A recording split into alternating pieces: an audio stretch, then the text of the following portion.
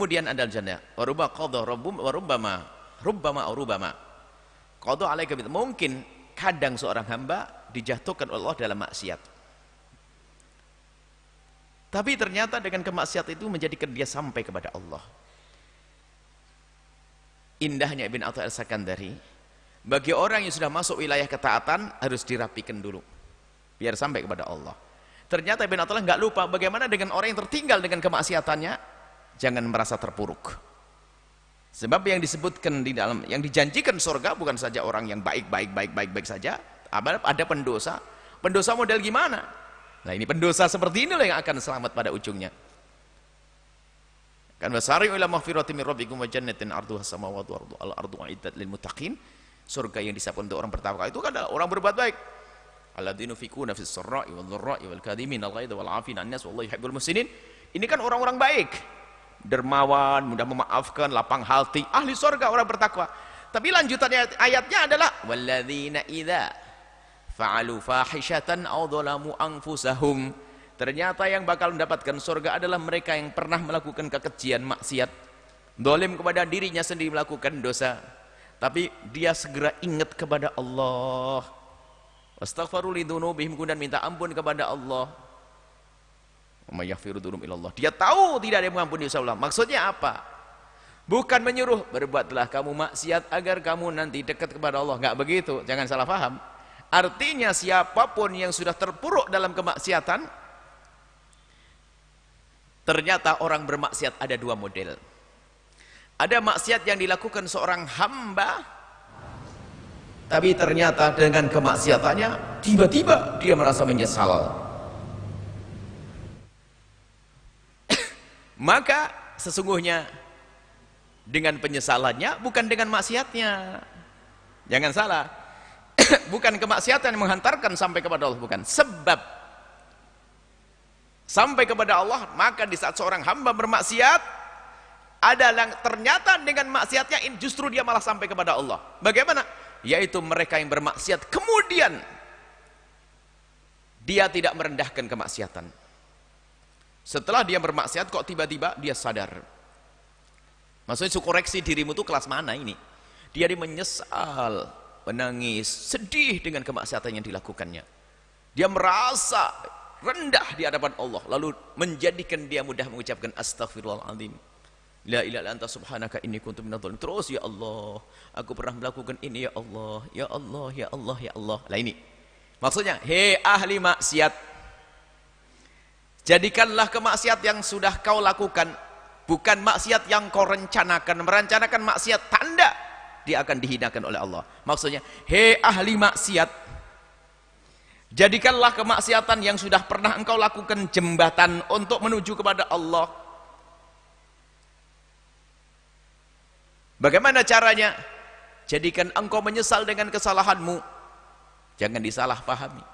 Kalau salah paham bagaimana? Ayo kita bermaksiat biar nanti bisa nyesel. Giliran maksiat mati, su'ul khotimah. Maksudnya, hei para pendosa, Allah maha luas dengan pengampunannya kok.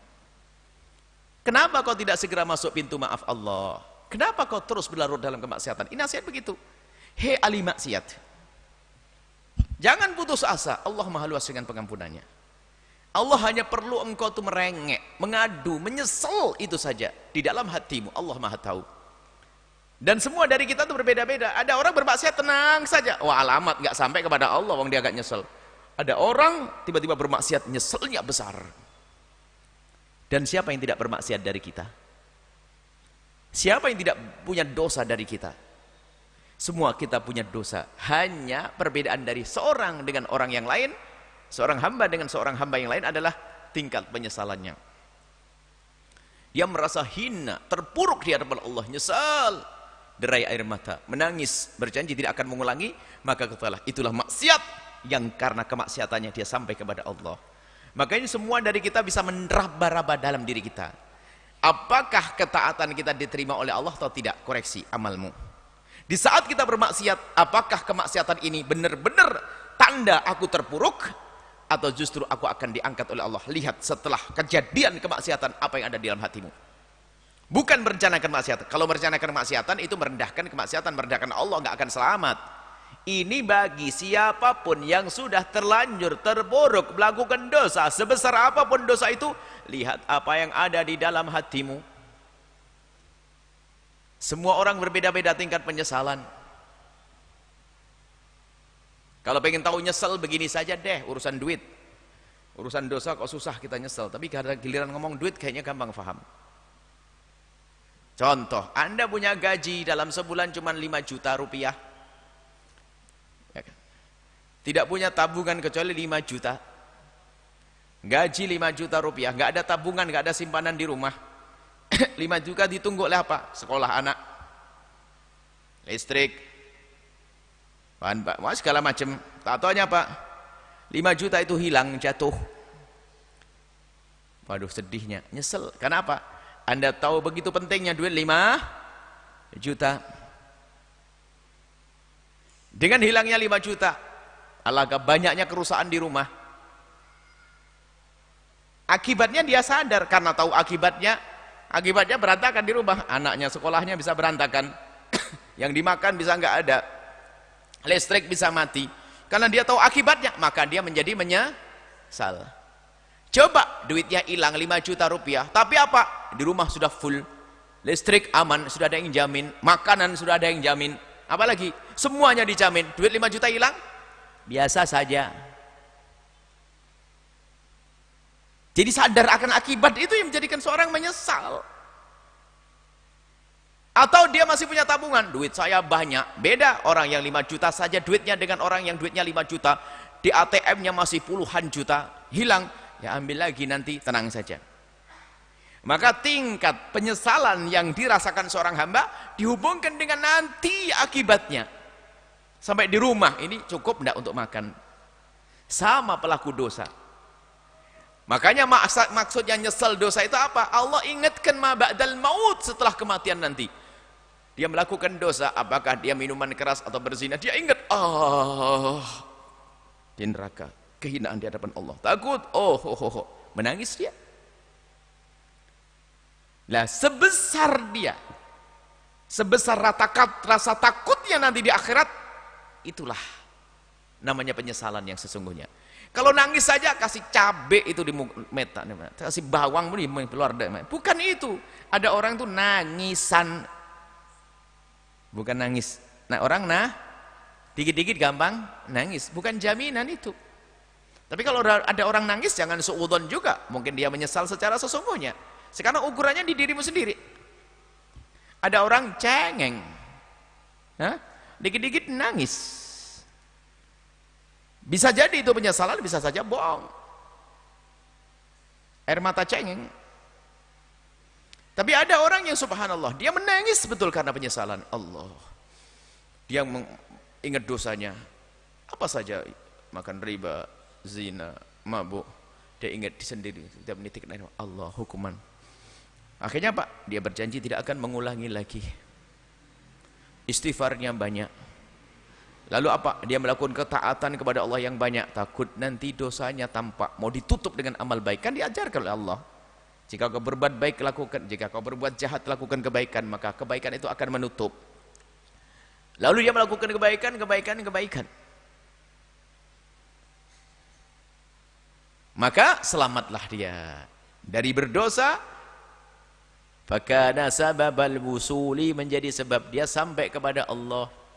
Tapi kalau kemaksiatannya direncanakan, maka ketahuilah nggak akan sampai kepada Allah.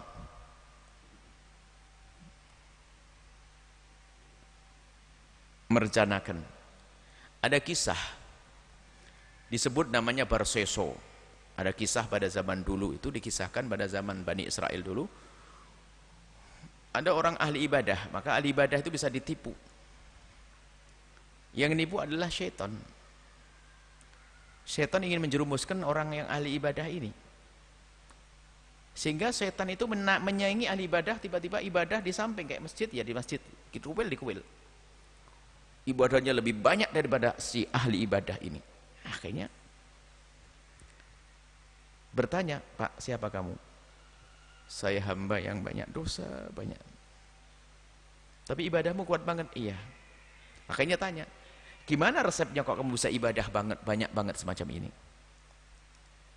Sambil nangis dia berkata, aku beribadah menjadi baik begini karena dosa-dosaku. Karena aku melakukan dosa yang banyak, maka saya menyesal seperti ini. Oh gitu. Lalu ngomong, kalau kamu pengen ibadah seperti saya, kamu harus melakukan dosa biar kamu nyesel. Nah, ini kan dibohongi kan. Kamu lakukan dosa biar kamu nyesel. Oh gitu, iya. Karena coba, kalau kamu sudah merasakan dosa gede lalu takut kepada Allah, bisa menjadi seperti saya. Makanya orang ahli ibadah kalau tidak pakai ilmu kayak begini nih, baru saya ini ahli ibadah tapi tidak pakai ilmu. Akhirnya apa? Benar juga, saya melakukan dosa. Apa saja yang kau lakukan?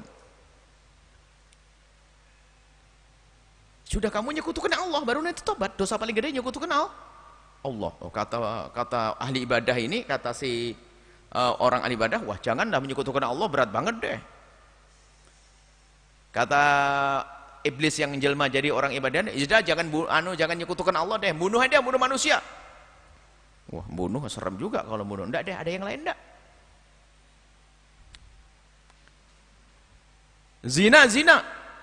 Zina urusan dengan orang. Enggak deh, zina enggak. Nanti urusanku nama baik ini kalau ketahuan orang zina. Ya sudah, katanya iblis, sudah mabuk aja dah. Nah, oke lah, mabuk lah, lumayan lah. Ibadah dosa kok diniati. Itu tanda orang sengsara kalau dosa diniati. Betul, akhirnya ngambil dia mabuk. Setelah mabuk, ya mabuk, ada perempuan. Dizinailah perempuan itu, dia mabuk. Setelah dia isyuman, tak lama kemudian wanita itu hamil. Karena wanita hamil, dia mah ketakutan, ketahuan orang, perempuan diajak pergi, suatu dibunuh. Setelah dibunuh, disembunyikan, beritanya tersebar, perempuan hilang. Ketahuanlah yang bunuh adalah dia. Akhirnya digantung, mau dibunuh dia. Mau dibunuh, baru si setan yang katanya ibadah datang iblisnya. Hei Pak, saya sudah mau digantung, gimana tolong saya? Ya, selesaikan sekali dosamu. Kamu kan sudah melakukan dosa, tinggal dosa paling gede menyekutukan Allah. Sudah mau digantung begitu, kamu menolong saya. Iya, kalau kamu menyekutukan Allah, saya tolong nanti. Ya, aku menyekutukan Allah tidak. Langsung pas aku menyekutukan Allah, mati. Padahal ibadahnya 800 tahun nih. Dikatakan 800 tahun karena orang panjang umur zaman dulu. Gara-gara apa? Enggak punya ilmu yang pertama. Salah memahami dosa. Dosa kok direncanakan. Makanya kalau membaca hikmahnya bin Athaillah semacam ini, jangan salah. Wah, dosa menjadikan orang sampai kepada Allah. Kalau begitu saya mah dosa aja nanti. Oh, jadi kayak Barseso. Jadi kayak kisah orang ini tadi. Namanya ada yang mengatakan Barseso, ada yang lainnya. Kisahnya adalah kisah zaman itu. Jadi kalau sudah orang merencanakan maksiat, itu susah tobat. Jadi orang yang bakal diampuni Allah adalah biasanya maksiat yang terjadi ya karena dia dikuasai hawa nafsunya, dia melakukan dosa. Bukan direncanakan. Apalagi rencana nanti setelah maksiat saya tobat. Wah, repot ini. Lihat, jadi kisah ahli ibadah lengkap. Suruh menyekutukan Allah nggak mau, suruh bunuh nggak mau, suruh zina nggak mau, maunya mabuk. Setelah mabuk semuanya dapat. Habis mabuk zina, habis zina bunuh, habis bunuh menyekutukan Allah, lengkap. Gara-gara apa? Ngentengin dosa. Harus hati-hati, jangan mengentengkan dosa. Maka kita berdasarkan dari ada sebagian dosa ternyata menjadikan engkau sampai kepada Allah. Dosa macam apa itu? Dosa yang membuahkan penyesalan di dalam hatimu. Tapi kalau dengan dosa engkau tidak pernah menyesal, akan bablas terjerumus. Makanya suruh lihat apa yang telah lihat dirimu saat ini. Semua punya dosa, aku punya dosa. Mari kita lihat dosa kita. Apakah itu menjadikan kita menitikin air mata dan menyesal atau tidak? Dan urusan penyesalan dan air mata adalah bukan di hadapan manusia. Bisa air mata buatan. Tapi di saat kita sendiri mungkin di kamar yang sepi, kita kunci kamar kita lalu ingat dosa kita. Sejauh mana penyesalan kita, itulah yang menghentikan engkau sampai kepada Allah. Sababal usul. Nah, kalau begitu, mari dengan dosa-dosa kita sampai kepada Allah. Gimana caranya? Dengan kita jadikan bahan untuk menyesal, agar kita memperbanyak istighfar. Setelah kita menyesal lalu banyak istighfar, kita akan masuk makom yang tinggi di hadapan Allah, makom mahbubiyah. Allah cinta kepada kita. Innallaha yuhibbut tawwabin. Allah cinta dengan orang yang bertobat. Dulu mah pendosa, Tapi ternyata setelah itu tobat. Tapi kalau tidak masuk wilayah tobat nggak dapat. Banyak orang menyalahgunakan hikmah semacam ini. Pemalasnya. Lihat. Kata Ibn Atha as-Sakandari, alangkah banyaknya dosa mencari menghantarkan kepada Allah. Ayo kita perbanyak dosa, barangkali ada salah satu dosa yang menghantarkan kepada Allah. Kebanyakan dosa nggak nyampe kepada Allah. Dosa yang membuahkan penyesalan itulah yang menjadikan orang sampai kepada Allah Subhanahu wa ta'ala. Wallahu a'lam bishawab.